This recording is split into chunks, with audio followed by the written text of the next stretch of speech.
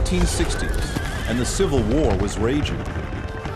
And it was a time when medicine was still in the Dark Ages.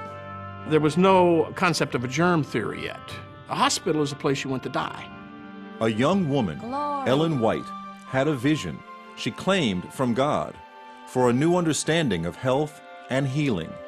It became one of the cornerstones for a new American-born religion, the Seventh-day Adventists. Today, Adventists operate some of the nation's leading hospitals. One of the key ways that we thought we would make history is to create the community hospital of the future. Explore the latest medical technology. To the trained eye, he has an aneurysm right here. Expand on the pioneering work of infant heart transplants. The fact that we can take his heart out, put a new heart in, there's something miraculous about all that.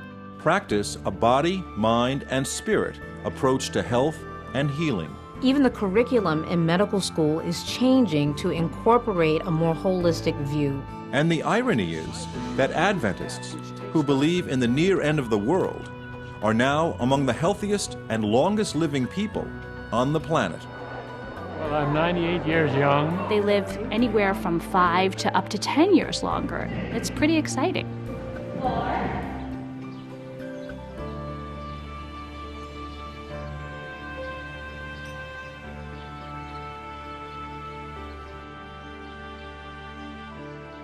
About 1 hour east of Los Angeles is Loma Linda, California.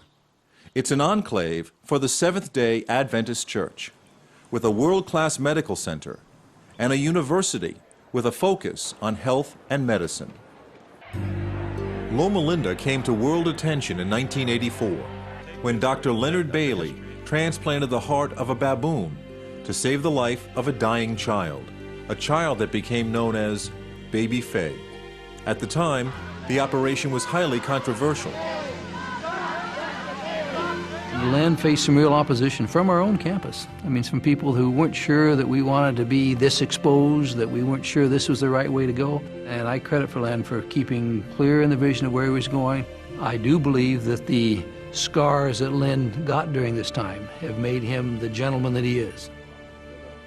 Today, Dr. Bailey and Loma Linda surgeons perform as many as 24 infant heart transplants a year. But Loma Linda and the wider Adventist community are making headlines again. There are about 1 million Adventists in the United States, and as many as 100,000 of them have been the subject of a number of long-term studies, supported mostly with federal funds, to understand why Adventists seem to enjoy a longer life expectancy. Established that only about 10% of how long we live is dictated by our genes. The other 90% or so is dictated by our lifestyle. Dan Buettner led a research project for National Geographic that turned into a best-selling book, The Blue Zones. It identified Loma Linda as one of a handful of locations around the world where people do in fact live longer and seemingly healthier lives. I was in collaboration with the National Institute on Aging and some scientists out of Harvard. They put us in touch with the people who run the Adventist Health Study, which is a gold standard NIH-funded epidemiology study that follows tens of thousands of people for decades. And that study revealed that the Adventists who most strictly follow the suggestions of the church are living about a decade longer than their American counterparts. But it's not simply living longer. Can the later years also be happy and productive? Ellsworth Wareham is as close to a poster child for Loma Linda and the Adventist lifestyle as there is. He insists on doing many of his own home projects, but it's his day job that continues to amaze. At age 95, Dr. Wareham can still be found most days in the operating room, not as a patient, but as a critical member of a team performing open heart surgery. I was the primary surgeon until I was about 76. Then I started to assist. Some weeks I'll assist in 5 or 6 open heart operations. The matter of assisting, of course, is quite simple after you've been a surgeon yourself. And it's the easiest thing I do. Ellsworth Wareham was an icon when I was a medical student here 35, 40 years ago, and still is. But it's not his technical expertise as much as his person. If you're doing heart surgery and vascular surgery, you get to see the results of your eating habits. It appears now, if you're going to be interested in longevity and good health, there better be a strong emphasis of plant-based food. People oftentimes ask me about stress and its influence on coronary artery disease. It's a nice concept that stress has caused me to have your coronary artery disease, but it most likely came off your plate. It is pretty accepted now in the medical community, with all of the body of scientific research that has been looking at Adventists, that they live longer than their peers. They live longer than the people who are living in neighboring towns, and even people living next door to them. The initial studies of Adventists were looking at specific things in their lifestyle. They found that because they're vegetarian, they eat more nuts. So originally we were saying in the early 1990s, hey, let's all eat walnuts, let's all eat almonds, which is a good first step, but with the Adventists, it's much more holistic. It's their whole vegetarian lifestyle, which includes a lot of fruits, vegetables, and whole grains. But it's also beyond that. They believe in a strong sense of community. Well, I'm 98 years young. I am blessed because I have a church family. Well, I think we're content. I think contentment means a lot. 6, 7, give me 4. Out. They believe in exercise. 4. Great. I come 5 days a week. I don't eat meat. I haven't for close to 40 years. I am over 70, so well over 70, so that's as close as you're going to get. You get around people that don't smoke, that don't drink, you just get a different frame of mind. We have a number of people who come for proton treatments, and they come, while they're here, the 3 months or however, they come regularly, many of them. Proton treatments for people mostly suffering some form of cancer who come to Loma Linda. They stay for a month or longer for daily treatments in the proton accelerator, a revolutionary process that splits the atom to more precisely target cancerous growths. It's one of the paradoxes within the culture of Seventh-day Adventists. For on one end of the campus is the church, for a religion founded by a 19th century woman, Ellen White, a religion that by its own description is rather conservative, with a traditional biblical understanding of creation, and a firm belief in Advent, meaning coming, and in this case, the imminent second coming of Christ. Yet across the same campus, Seventh-day Adventists are on the cutting edge when it comes to medical science and holistic health. I think what makes Loma Linda so unique is this attempt to ride the line between both faith and science, in which we actually see faith as complementing, directing, and strengthening science, not as something we're trying to put back or leave behind. Love one another, care for one another, forgive one another, support one another. It is all the way through the New Testament. We take the Bible very seriously. I think that we are conservative as far as most people are concerned. We have a lifestyle that is conservative, not as conservative as it once was. Most people, when they hear about Adventists, have the foggiest notion of what an Adventist is. I have to admit, I'm pretty ignorant about Seventh-day Adventist Church. I've heard of them, but I don't know their backstory at all. I don't think I have a clue. We identify ourselves as Christians. We identify ourselves as Protestants. I've heard of them. I don't know what they stand for. Adventists don't drink alcohol. They don't smoke. Are you a Mormon? Are you the people that come knock on the door with the watchtower? No, we're not Mormons. What do you believe? Well, we believe that Jesus is coming again. I think they follow the Jewish tradition in saying that Saturday is the Sabbath. We've been described as a people, ironically, expecting the soon return of Christ, and yet who are known for doing all sorts of things to try to improve life here and build it up in a positive way. That sense of building in a positive way is even more ironic, considering Adventists grew out of an historic event more than a century and a half ago that came to be known as the Great Disappointment.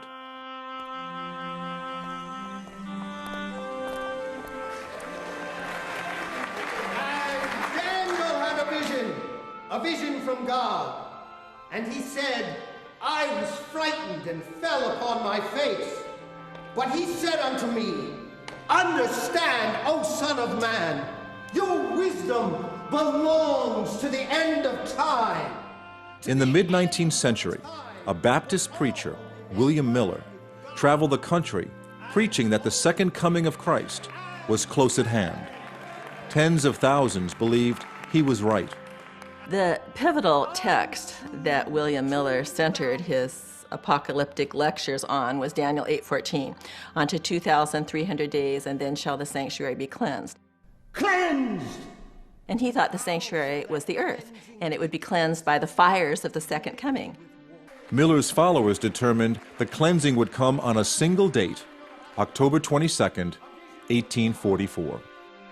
One of those who came to hear Miller speak was a young woman, Ellen White. And at that time, Ellen White, my great-grandmother, and the whole family went to hear him. They were all impressed. They were impressed by his sincerity, his knowledge of the Bible, his understanding of prophecy, and his ability to explain things clearly and succinctly. Described by the Holy Scriptures. Cleansing by fire. As October 22nd approached, true believers prepared to meet their God. Farmers abandoned their crops and livestock. Shop owners closed their businesses. Others simply threw away their money.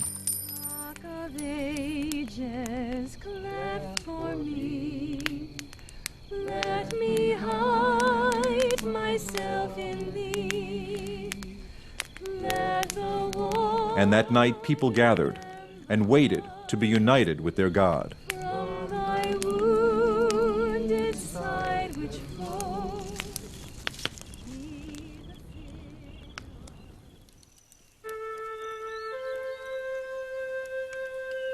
But the next morning, Ellen White and the others awoke to a world unchanged.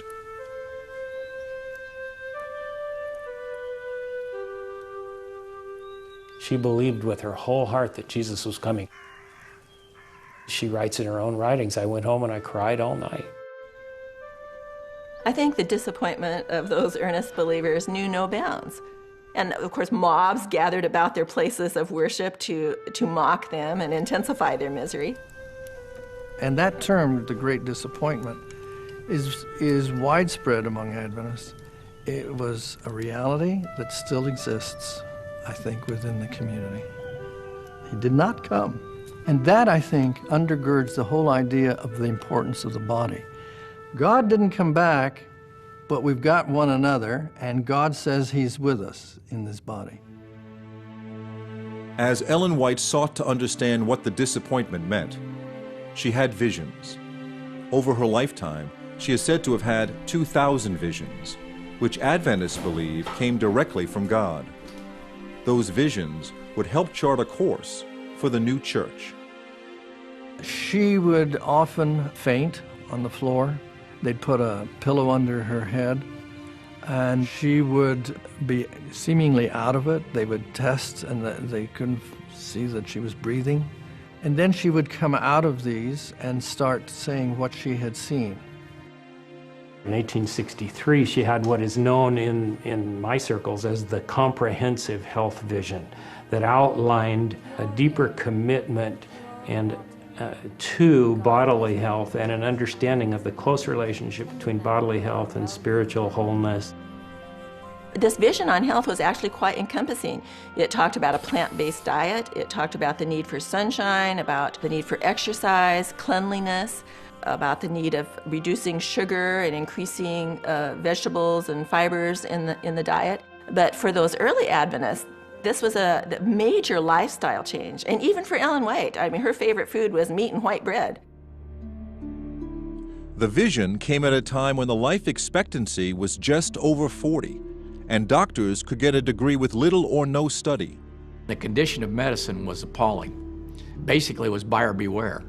If you went to the doctor, the most common prescription you were given often contained things like drugging, bleeding, leeching, and even prescribing of smoking if you had a problem with coughing. In In fact, the most common prescription was, when you begin coughing, smoke 2 cigarettes immediately.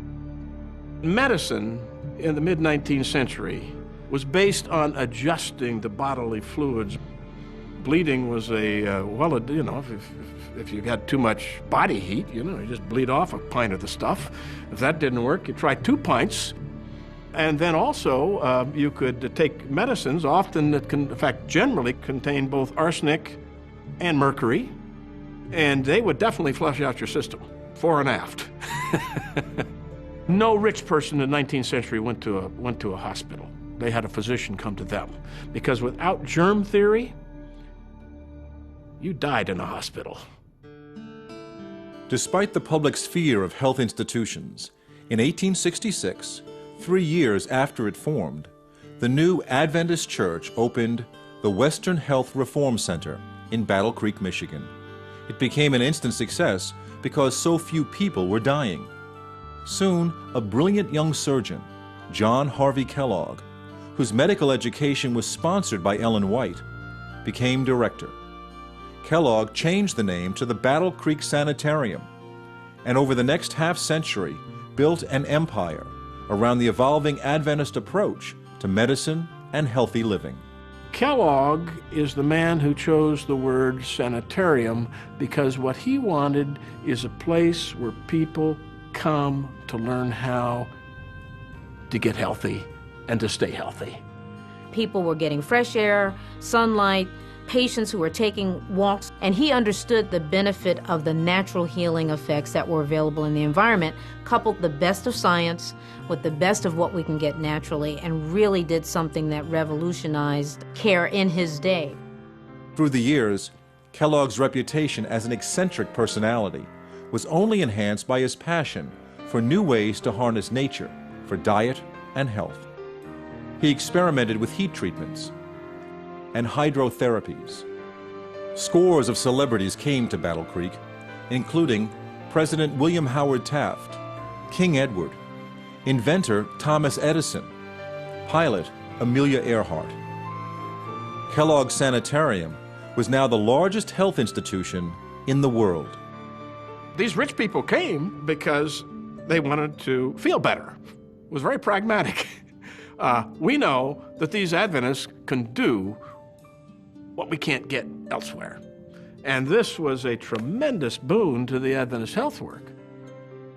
Adventist sanitariums began springing up across the country. But when the great Battle Creek Sanitarium burned to the ground in the early part of the 20th century, Kellogg wanted to rebuild it on an even grander scale. A rift developed between the powerful Kellogg and church leaders. In the end, John Harvey Kellogg, who patented a process for making peanut butter, is credited with helping to inspire a national exercise movement, and who, with his brother, created a name synonymous with the breakfast food industry, broke from the church, but not before helping to put the Adventist approach to health and the creation of unique health facilities on the map. Florida Hospital admits 110,000 patients a year.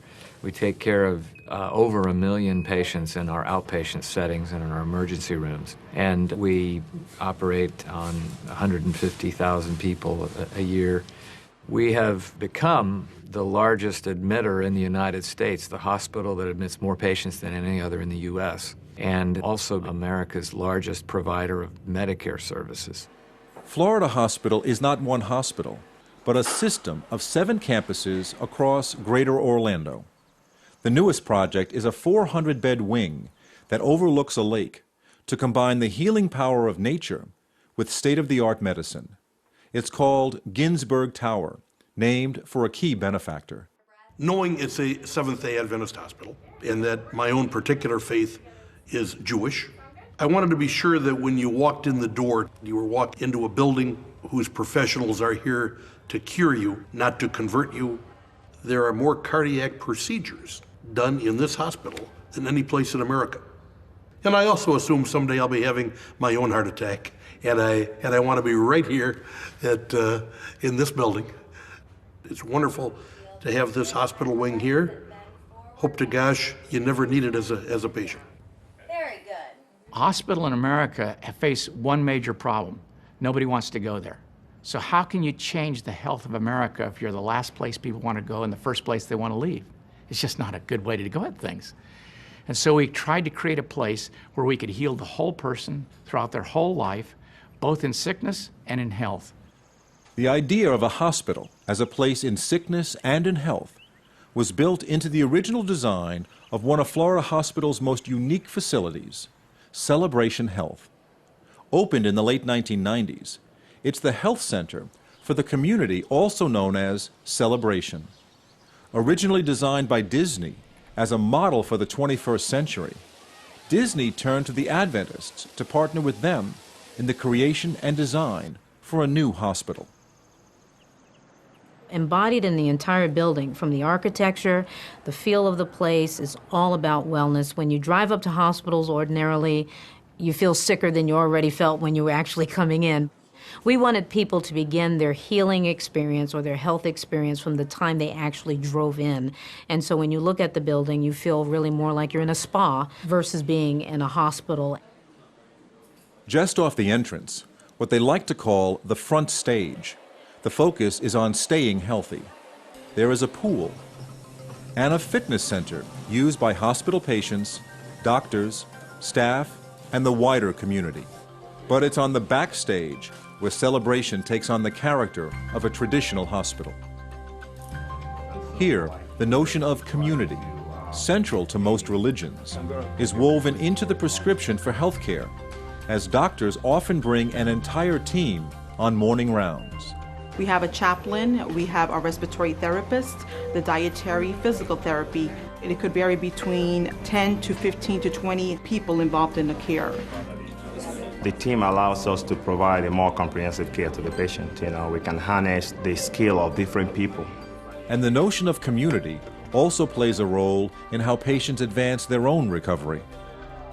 And this has all been scientifically shown that people do better when they're in a community.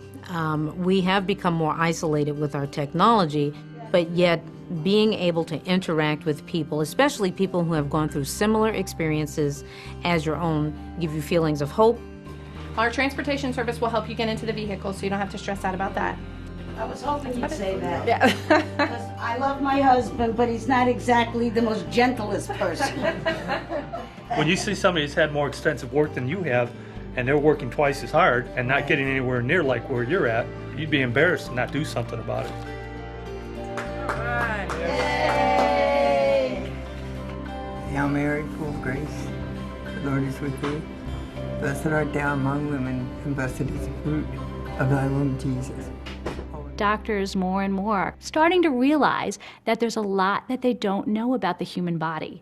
There's a lot that they don't know about healing. And I think that is where, spirituality comes into play. They know that if a patient feels connected to other people, that helps in their healing. But they don't understand, well, what is the actual mode of action? What's that doing to the immune system? And that makes them a little nervous. They want to always know exactly how everything works. Maybe it's okay just to know that what it does makes that person feel good, relieves their stress, and that's enough. Linda Lynch is a chaplain at Florida Hospital. In a system that believes in the connection between body, mind, and spirit, her domain is the spirit, primarily for women and infants. It means she works with many of the expectant mothers. I think one of my primary roles is to put them at ease, to come as a spokesperson for the hospital, and in my mind, more than a spokesperson for the hospital, a spokesperson for God. And so my presence, hopefully my manner, is just to lend to the beginning calm so that they can begin. Tonight, Yolanda Robinson is about to give birth to her third child.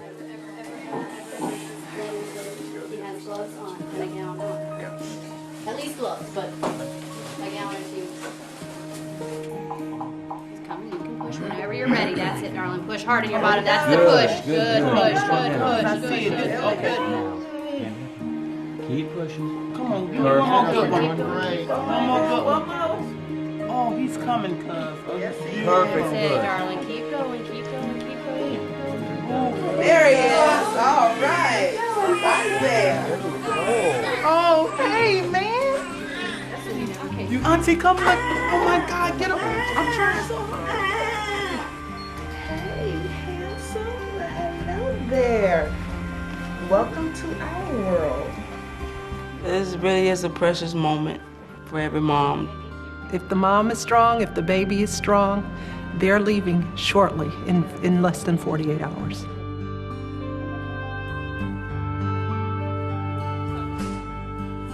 But some births are more complicated. Nikki Floyd broke her back in an accident while 40 weeks pregnant. The baby is taken by cesarean section and brought immediately to the neonatal intensive care unit.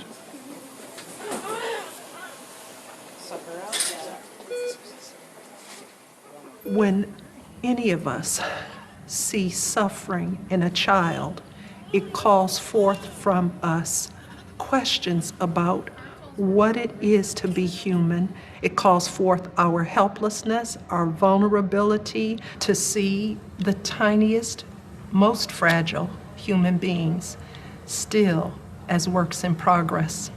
1 pound, 2 pounds, 3 pounds. Very rarely do we have a baby in there that's regulation size that weighs 6 pounds or more. Oh, feisty Missy. Everything is beautiful. She's doing really good. Oh, praise the Lord. What a miracle. To see her father that way, to see how touched he was, how profoundly moved he was to see his daughter for the first time, because this face has never been revealed on the planet before. To be privy to the most intimate moments of individual lives, it's always an astounding place, a place of wonder, body, mind, and spirit. You gonna wake up for your close-up? You gonna wake up? Wake up. Wake up. But sometimes those intimate moments can be very painful. A generation after baby Faye, Dr. Leonard Bailey oversees an intensive care unit where infants are waiting for heart transplants. While the procedure is never routine, the problem now is not expertise, but available donor hearts. So in the intensive care unit are both success stories and stories where the outcome is still uncertain, as 1 in 4 will die waiting for a donor heart. 7 years ago, Dr. Bailey transplanted the heart of Gael. Because of that operation, he is alive and well today. Someone changed my heart. Someone picked up your heart? You know who is the doctor changing your heart? Dr. Bailey, yeah. Today, in an extraordinary turn of events, Dr. Bailey and his team will operate on Gael's 5-month-old brother, David, who is now in desperate need of a new heart, a heart that has yet to be found. And this particular baby has kind of reached the end of his rope. David has begun to die by degrees now, and unless we can extend his waitless time a little bit, I'm afraid we're going to lose him. Too many people say that this happened to us before, it's more easy, but isn't really, it's not more easy. Every day he fights for his life. He's a fighter. How do you hand your baby over and then turn around and walk away? This is the day that they may be saying goodbye to their baby. Early in the operation, they did almost lose baby David. He is right on the edge. When you saw your kid, your baby is fighting every day for his life, he tried to tell me, please don't stop. Please don't be sad because I am fighting. We never give up. We never give up.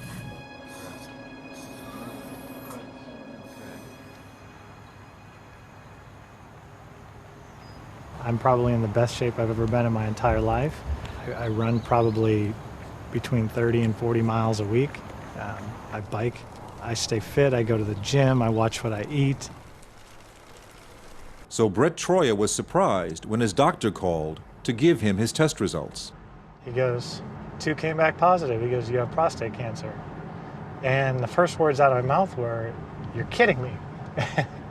Because I didn't expect it at 41. Cancer does not discriminate. It doesn't care who you are. It doesn't care how old you are. So Brett began researching the latest in prostate treatment and volunteered to be part of a high-profile procedure. Obviously, robotic in the United States these days, it's the way to go. 75% of all patients who have prostate cancer surgery have it done robotically. Dr. Vipul Patel from Florida Hospital's Celebration is one of the world's leading robotic surgeons. Today, the procedure he will perform on Brett Troyer will be viewed by 500 physicians at a conference center in Orlando and by doctors in Italy and Korea. I'm outside the operating room. My console is now outside. The team is inside, the patient's there. We have all our doctors, all our nurses. I find it much more relaxing, much more efficient to actually be outside. The key is really having better vision and having more dexterity in confined spaces. That was the problem with open surgery. It was very difficult to see the prostate. It was a bloody field, and it was very difficult to save the nerves responsible for continence, sexual function, and cure the cancer. So that was the question. Are we going to be replaced by these robots? Maybe. Look what happened with the military. And today we have 9,000 robots on the battlefield. A robotic surgery unit is a several million-dollar commitment up front. We think very hard when it comes to a new technology. It has to have the possibility of changing healthcare forever to make it safer, simpler, and less expensive. And you're beginning to see the pubovesical or puboprostatic ligament come into view right there, just to the right of the midline. Here at Celebration, we train over 6,000 physicians a year in minimally invasive technique. When you have the experts here who love to teach and love to impart their knowledge, we lose nothing by sharing that. We've actually gained. And our job as surgeons is to continue to refine this technique. And I can tell you, 3,000 cases in, I'm still learning. And I think that's a brilliant, brilliant display of Vip. I think we should all give him a hand there. Really a nicely done job. I think the next one is remote surgery. Like, I'm getting more and more remote, but I'm still connected directly. When it will really work is when I can connect, like, from here to maybe Africa or Korea, and someone needs a surgery and they want me to do it, and I would connect. If Dr. Patel can perform 5 surgeries a day, up to 20 a week, and he could possibly do it on a patient.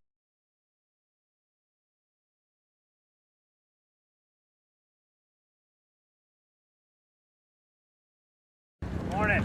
Morning.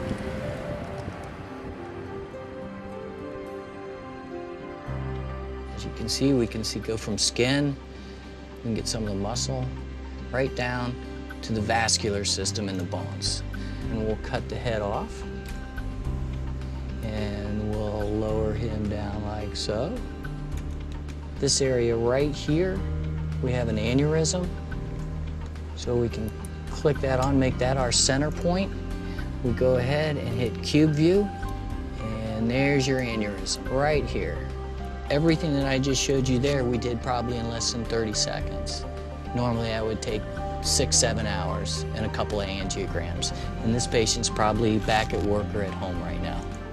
Today, breakthroughs in medical technology take on many different forms. By combining a working knowledge of anatomy, computer software, and animation, Tom Krakis is able to provide doctors with a 3-dimensional, non-invasive way to detect and solve more complex problems. Your CAT scan, when it circles around you, it takes a slice out and turns it sideways, like a loaf of bread. We have multi-slice detectors on these scanners, so when it goes around once, it actually cuts you 64 times. The computerized technology allows us to render this 3D image. From a single workstation, Tom Krakis is able to post his discoveries on a computer network that serves the 6 hospitals and 50 locations that formed the Adventists' Kettering Health System around Dayton, Ohio. At the turn of the previous century, Charles F. Kettering was one of the most gifted inventors. He had more patents to his name than anyone else other than Thomas Edison. Innovation in technology is an integral part of what Charles F. Kettering was all about. He was always looking for answers to problems that technology could solve. This patient is about to benefit from advanced imaging. He has an aneurysm of the aorta that can be life-threatening. And if it suddenly ruptures, he's going to lose all of his blood into his belly in a matter of a few minutes. And more than half the time, he'll just die on the spot before he can get medical care. Well, the only way to treat this before we head to the angiography suite would be to just open him up and do a major surgery. That would have a large incision. It would take weeks, maybe months to recover from that. And if we can do this all through just a catheter, you could actually go home later today. That's pretty amazing. William, we're going to take a picture. I need you to not breathe. Hold very, very still. But before the procedure begins, Dr. Schwartz maps out his strategy with the use of 3D imagery. With the 3D modeling, it really helps us plan what to do with the patient, and a lot of times it can cut down on other procedures and unnecessary work. I have physicians that tell me when we do the 3Ds, they are excited because they can now be far more precise. And when you see them concentrating on that image, their foremost element of mind is you do no harm. Here's your diameter just beneath the renal. Save that. So what he's doing directly impacts the care of a patient and what decisions the physician's ultimately going to make about their care. We could be better than that. It's fun and you're helping people. It's great. The unfortunate thing about heart disease, and with the majority of patients I see, that this could be completely prevented with proper education and changes to lifestyle. When patients come in and I start talking to them about their lifestyle, at first when I go in and talk to them, the first thing I say to them is, I won't ask you to do anything I don't do myself. And they breathe a big sigh of relief, thinking, oh, that won't be so bad. And then I start telling them that I'm a vegetarian, and I run 6 miles at least 4 days a week. I don't smoke, I don't drink.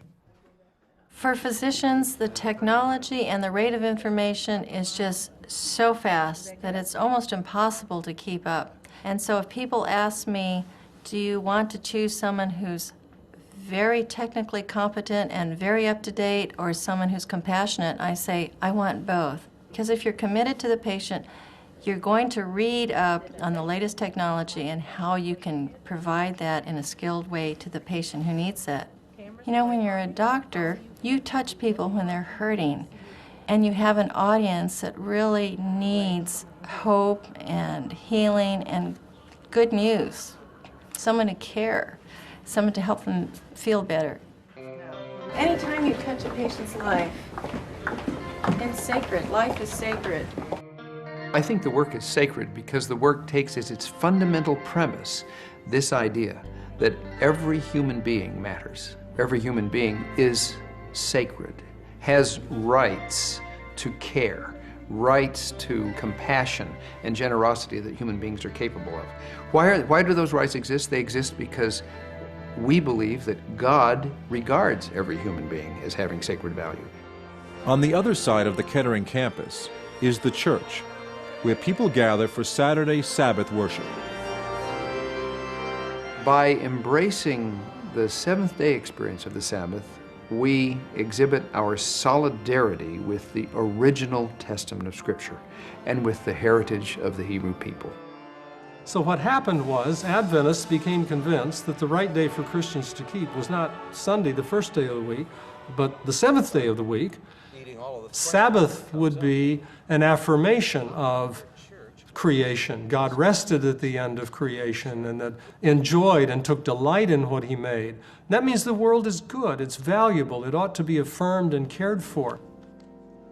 God's plan of 24 hours of sacred time is absolutely necessary for the human to fully thrive. It is the common knowledge that we share that every week We will put things aside, differences, and come together. There's something special about that rest where you say, okay, I am free today not to do laundry, free not to go to work, not to clean the house. This is a day that we worship and then we celebrate with our families.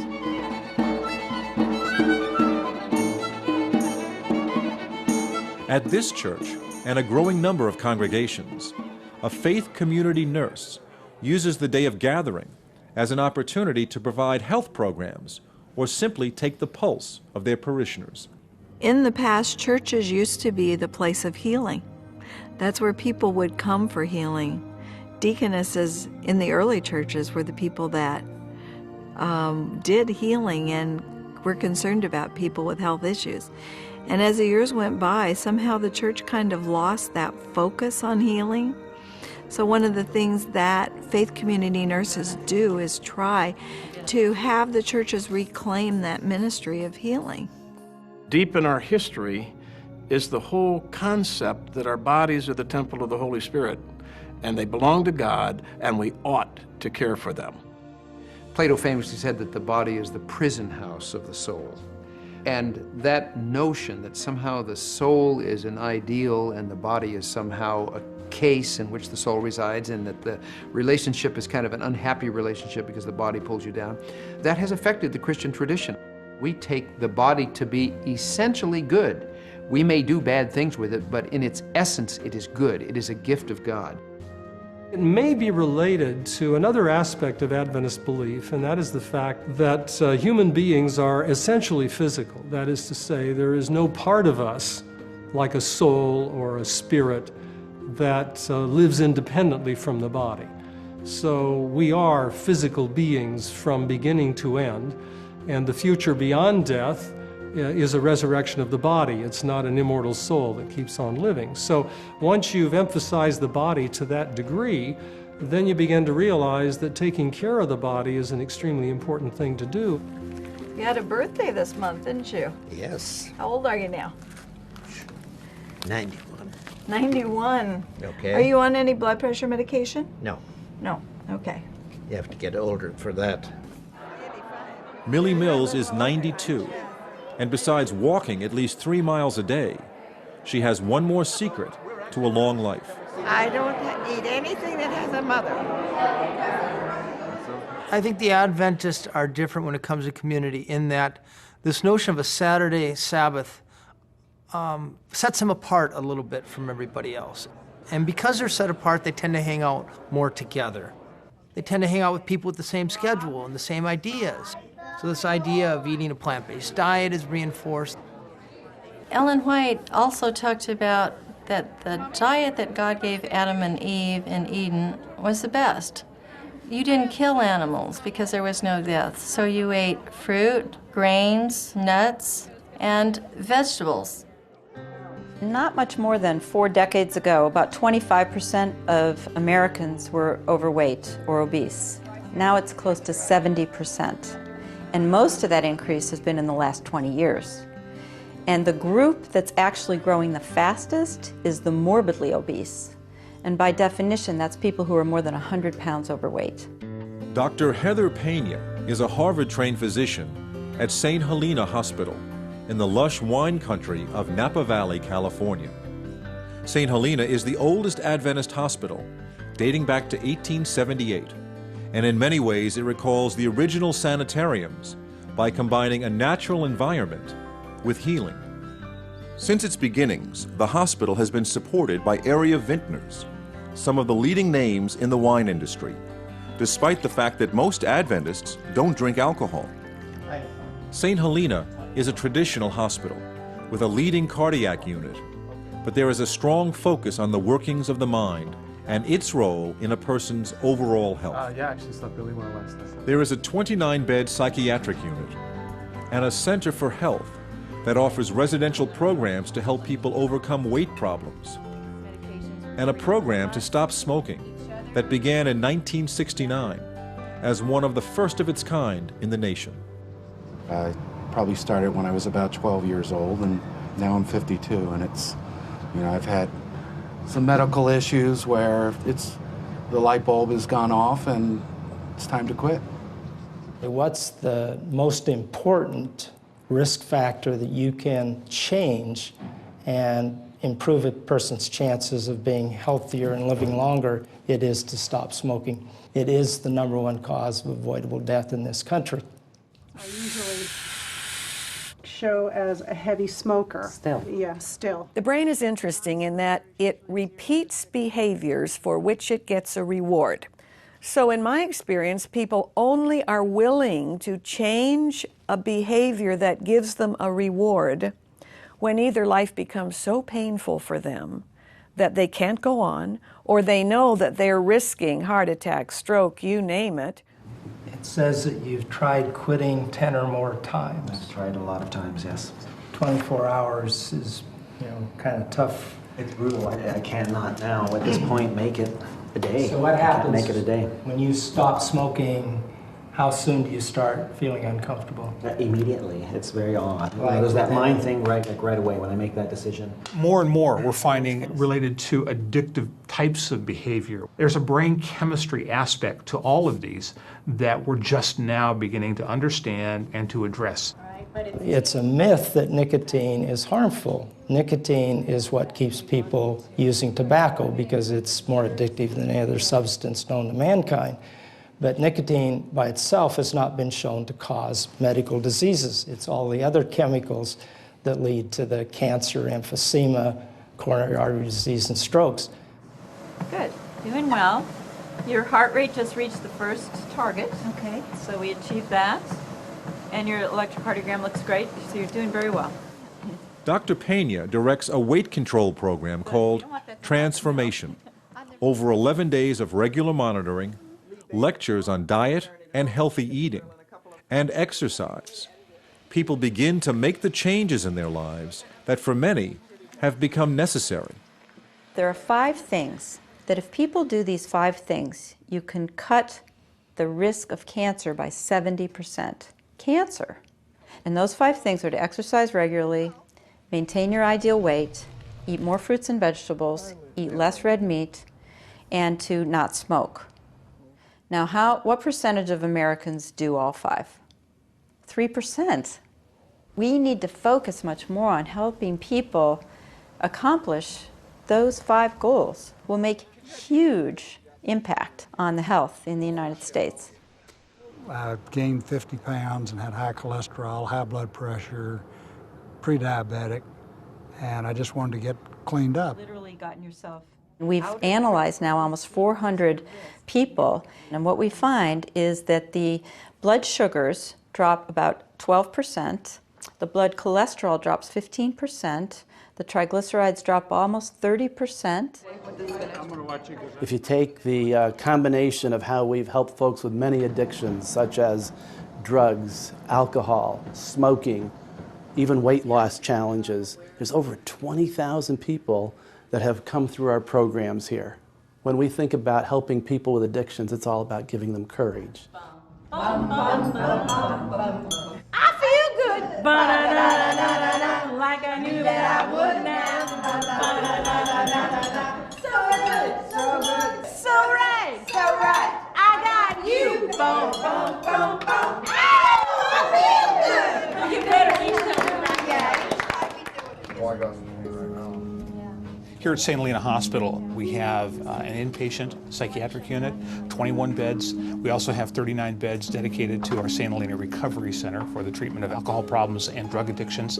The general statistics that come out of the United States Health and Human Services Agency, as well as the National Institute for Mental Health, state that about 1 in 4 adults in the United States has a defined mental issue, mental disorder, whether it's mild depression to anxiety all the way up to what we see in our hospital, major depression, bipolar disorder, schizophrenia. Mental health, I would classify it as a chronic disease with acute episodes, very similar to diabetes. The mentally ill individual is coming into us with severe symptoms that we then manage on the inpatient unit, and then the expectation is that they'll work with their medications, that they'll go into therapy, they'll get additional supportive treatment in their communities to manage this chronic disease. There's still some feelings that there's a volitional aspect, there's a self-control aspect to mental illness. If the person would only pick themselves up by their bootstraps, and that's not it at all. These are really chemical reactions in the brain as an organ that are creating behaviors that folks have a hard time controlling on the outside. This is really a disease. Our goal is to get the person out of the hospital and back into a more normalized life. Treatment works.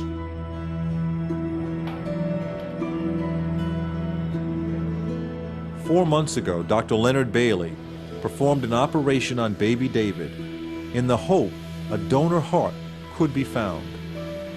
Finally, the call came. It's a big day for David. Doesn't get any bigger. The infant donors come from either sudden infant death, or a lot of them do come from abuse, I'm sorry to say, in this country. And others come from innocent trauma. Every moment we're doing it, it's participating in a miracle in one way or another. Just the fact we can stop his heart and it'll start again. There's something miraculous about all that. Are you ready? Final here. The fact that we can take his heart out, put it in a bottle, and put a new heart in is yet another miracle.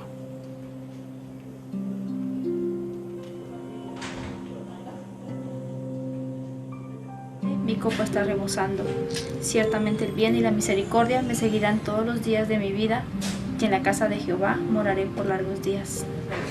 You know, every time we read this psalm, because he talk about everything we feel now. But we just read and we just, you know, take it the smell, my baby smell. My baby smell, but that's it we try to do here. When we found our groove in that operating room each day, there's a sense of mission there that could only be described that way, I think. And the unique thing is that it has nothing to do with a specific religious belief. It's just sacred. So all the connections are done. They look fine. It's a good match. Well, that's what he needs, a good heart. But we would expect David to do extremely well when this is all said and done.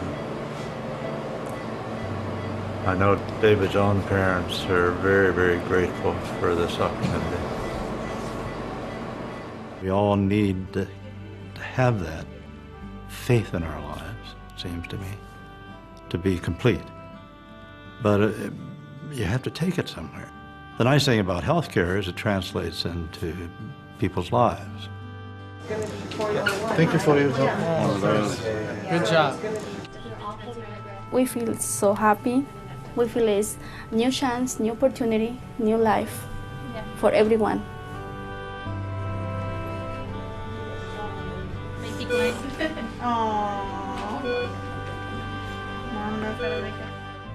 Religions nowadays really are trying to emphasize how important it is to stay healthy. I think there is that sense there that there's a higher responsibility. It's not just to self, it's to a higher being. When you see the body as a gift from God, and you take the responsibility we have as human beings to involve responsibility for the body, it has very revolutionary impact on how I see my day when I wake up in the morning. America is learning how costly it is to live life with disease. It's very expensive, not very much fun, and it diminishes the potential that people have. I want to be able to skydive when I'm 80 with my husband. Following health rules is not about some legalistic thing that's in the Bible. It's because we will feel better. Our relationships will be better if we're healthy. Welcome home, David. the party begin? Yo lo detengo. We try to share with everyone we know what happened in our life and the gift we have on our hands. Advent gives the future a kind of hope, of meaning, of possibility. It gives the future, in spite of all the other problems we may face, something to hope for and look forward to. It says never give up. Ready, it's new. And it says never give up.